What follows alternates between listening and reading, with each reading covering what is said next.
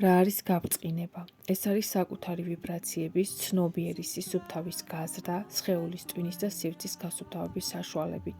ცოცხალი კვების არჩევა სხეულისთვის და გონებისთვის დიდი ნაწილი ჩვენი ის არის, რასაც მივირთმევთ, აგრეთვე მენტალურადაც.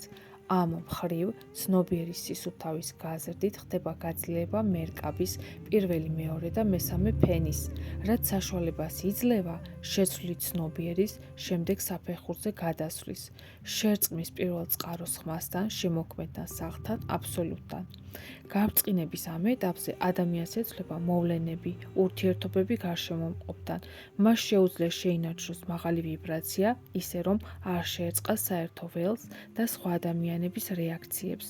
გაბრწყინება ეს პირველი ნაბიჯია გამოღვიძებისკენ და განთავისუფლებისკენ, სულის მაღალი გეგმის სრულად მისაღწევად და ტოტალური ნეტარების და სიუხვის მდგომარეობის მისაღწევად.